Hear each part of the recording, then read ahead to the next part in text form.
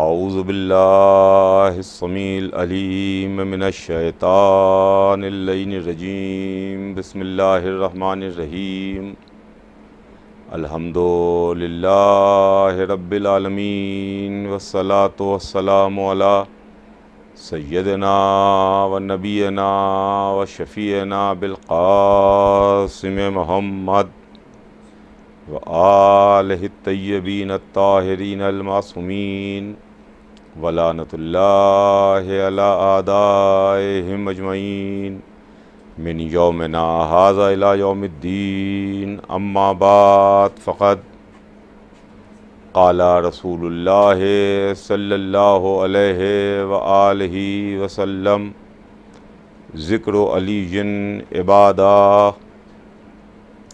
حضور سرور کائنات کی مشہور و معروف حدیث ہے، جس حدیث مبارک میں سرکار رسالت ارشاد فرماتے ہیں کہ ذکر علی عبادہ، علی کا ذکر عبادت ہے۔ محترم ناظرین، جیسا کہ آپ واقف ہیں، اس وقت پوری دنیا میں کیسے حالات چل رہے ہیں اور یہ زمانہ کیسے حالات سے گزر رہا ہے۔ یہ زمانہ، یہ دور، یہ حالات، یہ لاک ڈاؤن، جہاں مسجدوں میں تالے لگے ہیں، درگاہیں، کربلاہیں، امام باڑے سب بند ہیں، سوشل ڈسٹنسنگ ہے، آدمی آدمی کے قریب جانے کے واسطے منع کیا جا رہا ہے کہ لوگ ایک دوسرے کے قریب نہ جائیں، مسجدیں بند ہیں، امام باڑوں میں تالے لگے ہیں، درگاہیں کربلاؤں کے اندر عقیدت مند نہیں جا سکتے۔ لیکن اس سب کے باوجود کہ پوری دنیا میں عبادت گاہیں بند ہیں، ہر مذہب، ہر فرقے کی عبادت گاہ میں تالا لگا ہوا ہے، مگر اگر کوئی شے جاری و ساری ہے اس لاک ڈاؤن کے بعد، وہ مدح اہل بیت، وہ ذکر اہل بیت، وہ حسین ابن علی کا ذکر، وہ علی ابن ابی طالب علیہ السلام کا ذکر، یہ ان کا تذکرہ۔ اس لیے کہ زمانہ کیسا بھی ہو، حالات کیسے بھی ہوں، ماحول کیسا بھی ہو، ہر دور میں اہل بیت کا ذکر ہوا، ہر دور میں علی کا تذکرہ ہوا، ہر دور میں امام حسین علیہ السلام کا غم منایا گیا۔ یہ تو زمانہ لاک ڈاؤن کا زمانہ ہے۔ ایک بیماری کی وجہ سے دنیا بالکل معطل ہو گئی ہے، دنیا میں بالکل ایک جمود طاری ہو گیا ہے، دنیا معطل ہو گئی ہے۔ لیکن آج ہمارے اوپر کوئی پابندی نہیں ہے، ہم اپنے گھر میں سوشل میڈیا کے ذریعے لائیو کچھ بھی کرنا چاہیں، مذہبی پروگرام، اس کے واسطے ہمیں کوئی منع کرنے والا نہیں ہے۔ اس وقت آپ وہ مجلس کو خطاب وہ سن رہے ہیں، سماعت فرما رہے ہیں، اور مجلس میں آپ کی خدمت میں پڑھ رہا ہوں، جو مغل مسجد بمبئی میں مولا علی کی شہادت کے تعلق سے منعقد ہوتی ہیں۔ 18ویں رمضان سے 22ویں رمضان تک اس سلسلے کی آج یہ پہلی مجلس ہے جو ہر سال رمضان کے مہینے میں 18ویں رمضان سے مغل مسجد میں شروع ہو جاتی ہے۔ لیکن مجلس پر کوئی پابندی نہیں ہے، عزاداری پر کوئی پابندی نہیں ہے، ذکر اہل بیت پر کوئی پابندی نہیں ہے۔ سوشل میڈیا کے ذریعے، چینلز پر، ٹی وی چینلز پر، گھروں میں ذکر ہو رہا ہے، مگر یاد کیجئے اس دور کو، یاد کیجئے اس زمانے کو، یاد کیجئے ان حالات کو کہ جب ذکر اہل بیت پر پابندی تھی، کوئی نہ اہل بیت کا تذکرہ کر سکتا تھا، نہ علی کے فضائل بیان کر سکتا تھا، نہ علی کا نام لے سکتا تھا۔ اگر کوئی علی کا ذکر کرے تو اس کو پھانسی دے دی جائے، کوئی نام علی لے تو اسے سولی دے دی جائے۔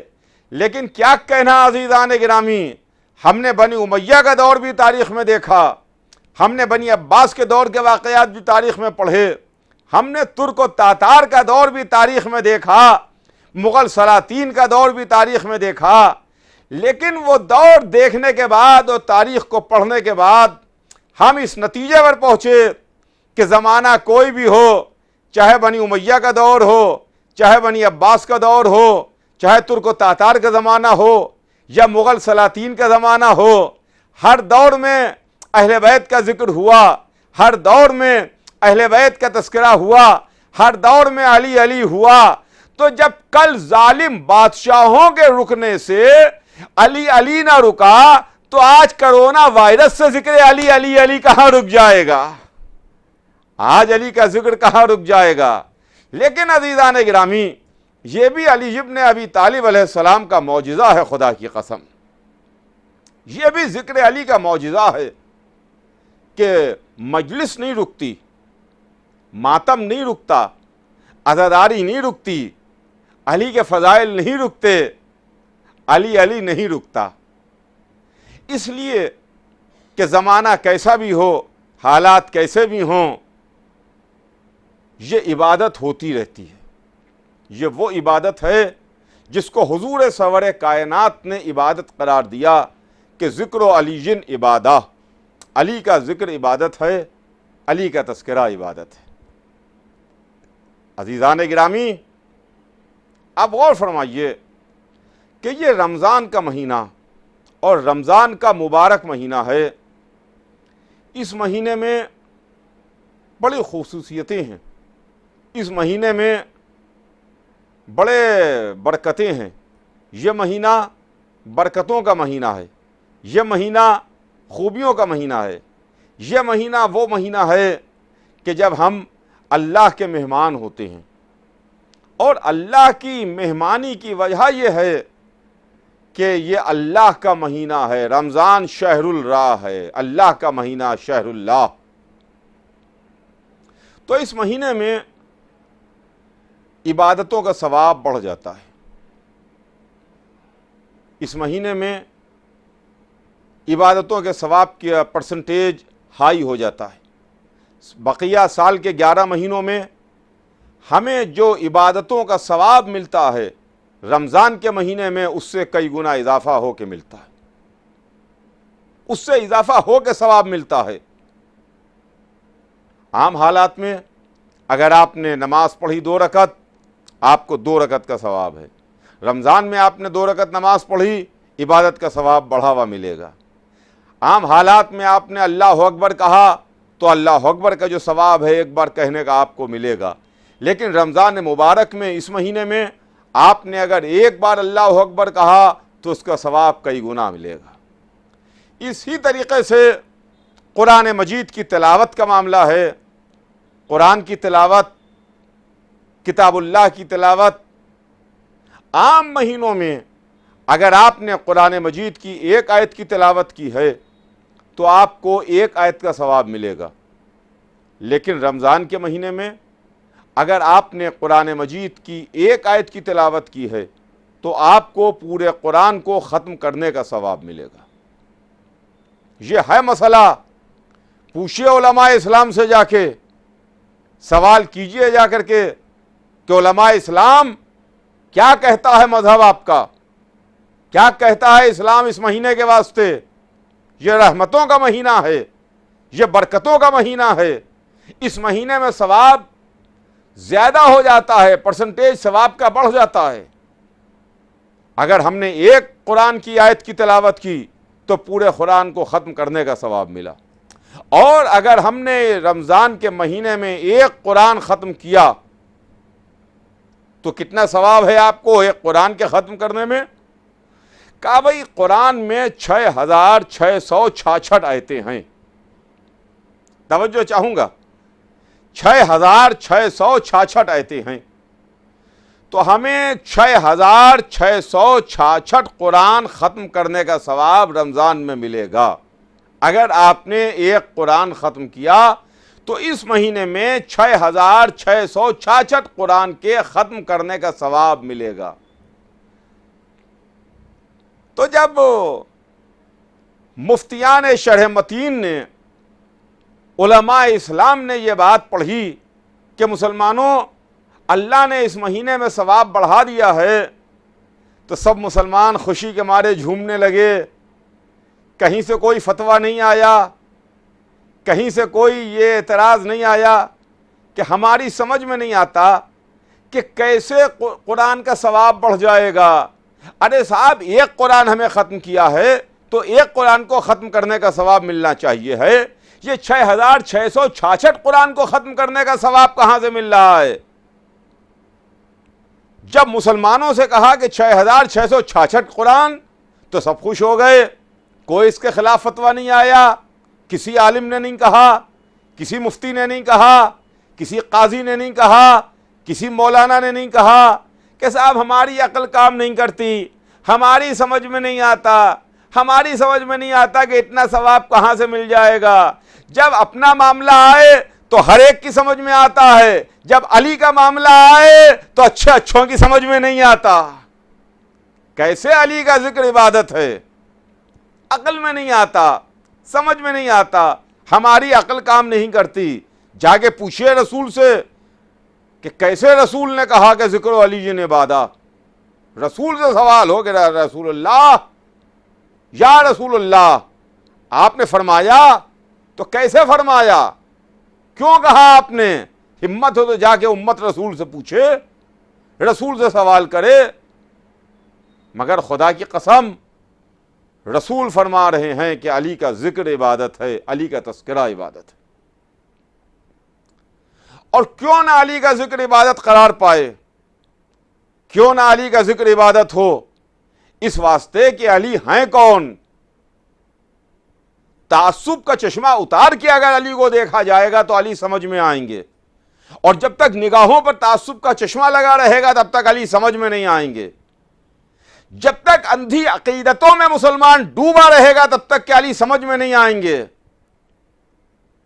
دل میں ایمان کی شمع روشن ہو تو علی سمجھ میں آئیں گے کہ علی ہیں کون. پہچانیے تو علی کون ہیں, کیوں علی کا ذکر عبادت ہے, کیوں علی کا تذکرہ عبادت ہے. ہم یوں ہی نہیں کہتے, علی وہ ہیں جو ہیں علی, مگر جب ہم نے ان کے چہرے کو دیکھا تو علی کا چہرہ وجہ اللہ, آنکھیں عین اللہ, زبان لسان اللہ, کان اذن اللہ, ہاتھ ید اللہ, نفس نفس اللہ. ایسا بندہ کہاں ملے؟ پالنے والے ایسے بندے کو تلاش کرنے کہا جائیں, کہا ادھر ادھر کسی گھر میں نہ جانا, بیت اللہ میں آ جاؤ, وجہ اللہ مل جائے گا, اللہ کے گھر میں ملے گا. تو اب اگر ایسے بندے کا ذکر عبادت ہو جائے تو اس میں حیرانی کی کیا بات ہے, اس میں پریشانی کی کیا بات ہے. ذکر و علی جن عبادہ, علی کا ذکر عبادت ہے, علی کا تذکرہ عبادت ہے. یہ راتیں عبادت کی راتیں ہیں, یہ راتیں اللہ کا ذکر کرنے کی راتیں ہیں, یہ راتیں شب بیداری کی راتیں ہیں. اور ایک مسئلہ متفق ہے تمام علماء اسلام کے درمیان, تمام مکتبہ فقہ میں اسلام کے, وہ یہ ہے کہ روزہ دار اگر سانس لے رہا ہے تو اس کا سانس لینا بھی عبادت ہے, سانس لینا بھی عبادت ہے. اگر ہم روزے کے عالم میں سو گئے تو ہمارا سونا عبادت ہے. روزے کے عالم میں ہم سو گئے دوپہر میں تو ہمارے نامہ اعمال میں ثواب لکھا جا رہا ہے, ہمارا سونا عبادت ہے. اچھا, اگر ہم سو جائیں روزے کے عالم میں تو ہمارا سونا عبادت بن جائے, یہ ہر ایک کی سمجھ میں آتا ہے. اگر کوئی محمد کی جان کی حفاظت میں بستر محمد پر سو کر کے مرضی خدا خرید لے تو حیرانی کی کیا بات ہے. اس میں پریشانی کہے کی ہے؟ اپنا معاملہ آیا تو سمجھ میں آ گیا, علی کا معاملہ آیا تو سمجھ میں نہیں آیا. ذکر و علی جن عبادہ, علی کا ذکر عبادت ہے, علی کا تذکرہ عبادت ہے. خدا کی قسم یہی وہ تذکرہ ہے جو تمام تذکروں کا محافظ ہے, تمام تذکروں کا محافظ ہے. اللہ کا ذکر کرے, मुसलमान रसूलुल्लाह का जिक्र करे, मुसलमान कुरान पढ़े, मुसलमान इबादतें करे, ला इलाहा इल्लल्लाह मोहम्मदुर रसूलुल्लाह, कुरान की तिलावत की, काबे का तवाफ किया, तस्बीह की, अल्लाह अल्लाह किया, अल्लाह अकबर किया, मगर हिफाजत जो कर रहा है वो अली का जिक्र कर रहा है, अली का तस्करा कर रहा है। इसलिए कि जब तक अली मौजूद रहे, अली ला इलाहा इल्लल्लाह मोहम्मदुर रसूलुल्लाह की हिफाजत करते रहे। जब अली दुनिया से सिधार गए, आज जिक्र अली अल्लाह की ला इलाहा इल्लल्लाह की हिफाजत कर रहा है, जिक्र अली मोहम्मदुर रसूलुल्लाह की हिफाजत कर रहा है। यह है अज़ीज़ान गिरामी मामला, यह वो मंजिल है खुदा की कसम कि जहां पर अक्ल इंसानी हैरान है, अक्ल बशर हैरान है कि कौन हैं अली। इसलिए कि अली को समझने के वास्ते आपको तारीख उठा के देखना पड़ेगी।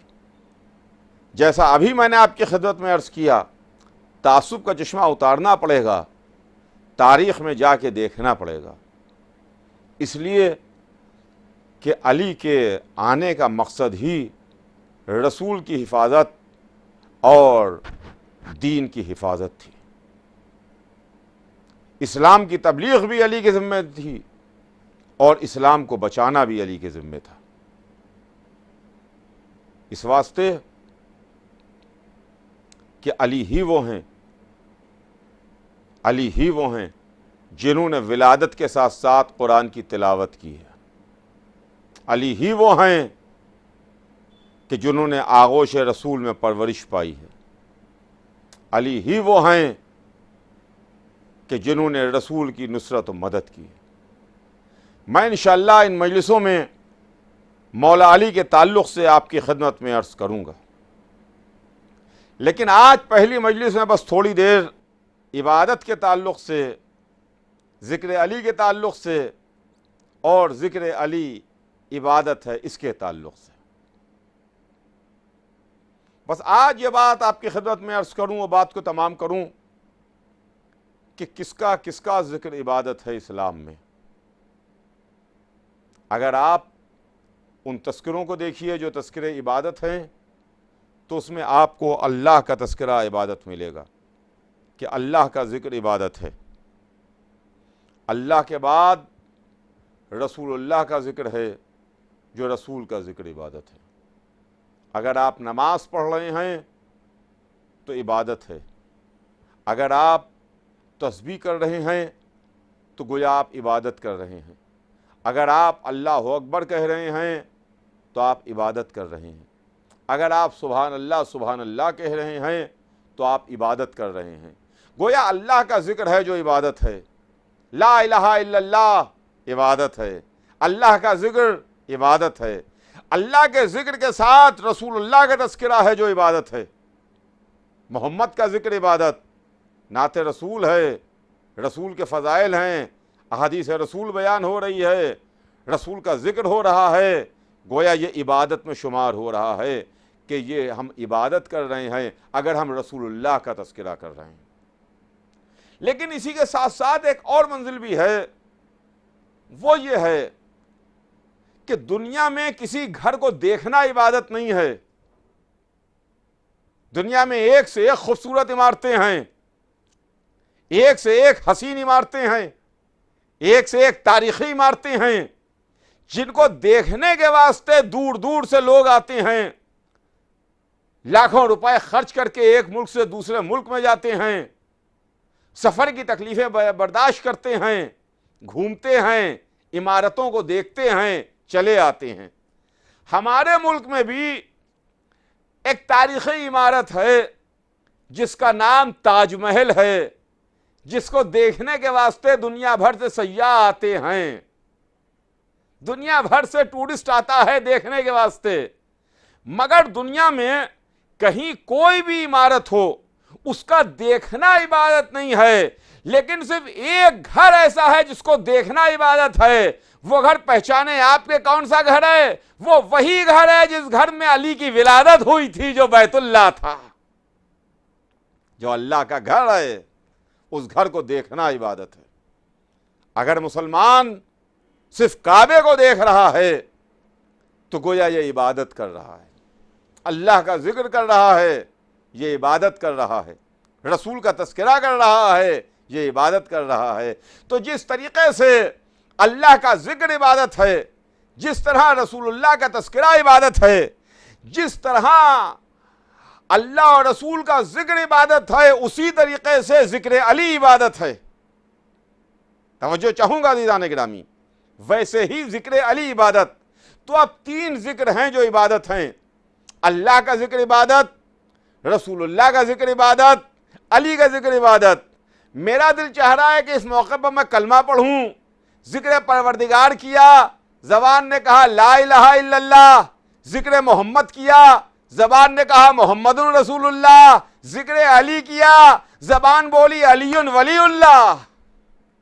وہی 3 نام جو ہم اپنے کلمے میں لیتے ہیں، وہی 3 نام جو ہم اپنی اذانوں میں لیتے ہیں، وہی وہ 3 نام ہیں جو عبادت ہے۔ لیکن عزیزان گرامی، وہ جس کا ذکر عبادت ہے، اس کو عبادت ہی کے عالم میں شہید کیا گیا۔ جب وہ عبادت کر رہا تھا، اپنے خالق کی عبادت کر رہا تھا، اپنے معبود کی عبادت کر رہا تھا، تو اس کے سر پر وار کیا گیا۔ اور پھر عبادتوں میں عزیزان گرامی، عبادتوں میں سب سے بڑی عبادت ہے جس کا نام ہے نماز، اور نماز میں سب سے بڑی منزل ہے جس کا نام ہے سجدہ۔ علی کون سی عبادت کر رہے تھے اور کس منزل پر تھے؟ علی کائنات عالم و آدم کے سب سے بڑے کی، اللہ کی سب سے بڑی عبادت یعنی نماز، اس کی سب سے بڑی منزل یعنی سجدے میں تھے۔ جب ابن ملجم مرادی ملعون نے آ کے علی کے سر پر وار کیا ہے، خدا لعنت کرے ابن ملجم مرادی ملعون پر، جس نے علی کے سر پر وار کیا۔ تو وہ جس کا ذکر عبادت ہے، اس کو عین عبادت کے عالم میں شہید کیا گیا۔ ہم اسی کا غم منا رہے ہیں۔ آج کی رات اس کے غم کا سلسلہ شروع ہو گیا۔ وہ جو کائنات کا امیر تھا، وہ جو کائنات کا مشکل کشا تھا، وہ جو امیر المومنین تھا، وہ جو مشکل کشا تھا، وہ جو داماد رسول تھا، وہ جس کو غدیر میں حضور سرور کائنات نے ہاتھوں پر بلند کر کے فرمایا تھا من کنت مولاہ فہذا علی مولا۔ افسوس وہ دنیا سے سدھار رہا ہے۔ یہ عبادتوں کے مہینے میں اس عابد کے سر پر وار ہوا جس نے راتوں کو جاگ کے عبادت کی۔ علی کا سونا آپ نہیں بتا سکتے کہ علی راتوں کو سوئے ہیں۔ صرف ایک رات علی کا سونا ہے، جس رات علی بستر محمد پر محمد کی حفاظت کے واسطے سوئے، ورنہ علی تو جاگتے رہتے تھے، علی تو عبادتیں کرتے رہتے تھے۔ ایک رات علی سوئے ہیں، ورنہ علی تو جاگ جاگ کے عبادتیں کر رہے ہیں۔ یا علی کی راتیں اس طرح سے گزرتی تھیں کہ غریبوں، یتیموں، بیواؤں، مسکینوں، بے سہاروں کے گھروں پر روٹیاں لاد کے پہنچا رہے ہیں، ایک ایک کے دروازے پر روٹی پہنچا رہے ہیں، علی مدد کر رہے ہیں، یا عبادت الہی میں مصروف ہیں، یا غریبوں کی مدد کر رہے ہیں، بے سہاروں کا سہارا بنے ہوئے ہیں۔ ہاں عزیزوں، آج کی رات جب افطار کا وقت آیا، 18ویں رمضان کا دن گزرا، 19ویں کی شب آئی، اذان مغرب ہوئی، علی کے گھر میں دسترخوان بچھا، بیٹی نے آج علی کو اپنے گھر مہمان کیا. جناب کلثوم نے فرمایا بابا آج کی رات آپ میرے یہاں افطار کیجئے, آج آپ میرے ساتھ روزہ کھولیے. علی نے منظور کیا, فرمایا بیٹی ٹھیک ہے, تمہارا باپ آج کی شب تمہارے ساتھ افطار کرے گا, تمہارے ساتھ روزہ کھولے گا. بیٹی نے باپ کے واسطے دسترخوان بچھایا. دسترخوان پر وہ غذا جو علی نوش کرتے تھے وہ لا کے رکھی, یعنی جو کی روٹی اور نمک. لیکن اس کے ساتھ ساتھ بیٹی نے ایک جام شیر بھی لا کے رکھا. بیٹیاں باپ سے محبت کرتی ہیں نا, بیٹیاں باپ سے محبت کرتی ہیں, تو علی کی بیٹیاں کیوں نہ علی سے محبت کرتی ہوں گی, جس کا باپ علی مشکل کشا امیر المومنین جیسا باپ ہے. بیٹی نے باپ کے واسطے جام شیر لا کے رکھا. علی نے دسترخوان پر ایک وقت میں 2 چیزوں کو دیکھا اور کہا بیٹی تم نے کبھی اپنے باپ کو ایک وقت میں 2 چیزوں سے افطار کرتے ہوئے دیکھا, کھاتے ہوئے دیکھا؟ اس میں سے ایک چیز ہٹا لو. جناب کلثوم فرماتی ہیں کہ میں نے چاہا کہ میں روٹی ہٹا لوں تو علی نے منع کر دیا, کہا بیٹی جام شیر ہٹا لو. لیجئے کلثوم نے جام شیر ہٹایا, علی نے جو کی روٹی سے افطار کیا. یہ علی کی آخری غذا تھی, یہ علی کی آخری غذا تھی کہ جو علی نے کلثوم کے گھر پر نوش فرمائی. اس کے بعد پوری رات علی عبادت الہی میں مصروف ہو گئے, پوری رات علی عبادت الہی کرتے رہے. کس طریقے سے علی نے رات گزاری ہے کہ کبھی حجرے میں عبادت کے واسطے جاتے تھے, کبھی صحن میں آ کے آسمان کے تاروں کو دیکھتے تھے, کبھی حجرے میں آتے تھے عبادت الہی میں مصروف ہو جاتے تھے, کبھی صحن میں آ کے آسمان کے تاروں کو دیکھتے ہیں. کہ ایک مرتبہ جب صبح قریب آنے لگی تو علی بیت الشرف سے نکلے, اور بیت الشرف سے جب نکلنے لگے تو گھر میں بتیں پلی ہوئی تھیں. ان بتوں نے آگے بڑھ کے چلانا شروع کیا, علی کے راستے کو روکنا چاہا. کہ ایک مرتبہ مولا علی نے اپنے بچوں سے وصیت کی, کہا دیکھو یہ بتیں یہ میرا راستہ روک رہی ہیں, دیکھو دیکھو اگر تم ان کے دانے پانی کا انتظام کر سکتے ہو تو کرنا, ورنہ ان کو آزاد کر دینا, یہ زمین خدا بخود اپنا رزق تلاش کر لیں گی. علی بیت الشرف سے برآمد ہوئے. ہاں عزیزوں, مشکل کشا کا ماتم ہے, امیر المومنین کا ماتم ہے, علی ابن ابی طالب کا ماتم ہے. علی گھر سے نکلے, مسجد میں آئے, آگے علی نے نماز شروع کی. پہلی رکعت کا دوسرا سجدہ تھا کہ ابن ملجم مرادی ملعون نے سر پر وار کیا. اب جو علی کے سر پر وار کیا تو مسجد کی قندیلیں آپس میں ٹکرا ٹکرا کے گل ہونے لگیں. جبرائیل کے نوحے کی صدا بلند ہوئی, قد لتا حدمت واللہ ارکان الہدا, قد قتل امیر المومنین, قسم خدا کی ارکان ہدایت منہدم کر دیے گئے, امیر المومنین علی شہید کر دیے گئے. ہاں عزیزان گرامی, علی شہید کر دیے گئے. مسجد کی قندیلیں آپس میں ٹکرا ٹکرا کے گل ہونا شروع ہو گئیں. یہ آوازیں زینب و کلثوم کے کانوں میں بھی گئیں. ارے زینب تڑپنے لگیں, کلثوم پچھاڑے کھانے لگیں, ارے میرا بابا, ارے میرا بابا, ارے میرا بابا. ہاں عزیزان گرامی, علی کے بیٹے علی کو لے کے چلے, قاتل گرفتار کر کے لایا گیا. علی نے اس کے بازو کی مشکوں کو کھلوایا. گلیم میں علی کے بیٹے علی کو لے کے چلے, ایک کمبل میں لٹا کے لے کے چلے. علی کے بیٹے بھی رو رہے تھے, علی کے بھتیجے آنسو بہا رہے تھے. علی کے ساتھ ساتھ علی کے شیعہ چاہنے والے بھی تھے جو سر و سینہ پیٹ رہے تھے. لیکن جب بیت الشرف قریب آیا تو مولا علی نے امام حسن کو آواز دی, اپنے بیٹے کو قریب بلایا, کہا میرے لال آنے والوں کو یہیں سے رخصت کر دو, اس واسطے کہ میں نہیں چاہتا کہ یہ بیت الشرف تک جائیں, اس لیے کہ گھر میں زینب و ام کلثوم بے قرار ہیں، بیٹیاں رو رہی ہوں گی۔ میں نہیں چاہتا کہ نامحرموں کے کانوں میں زینب و ام کلثوم کے رونے کی آوازیں جائیں۔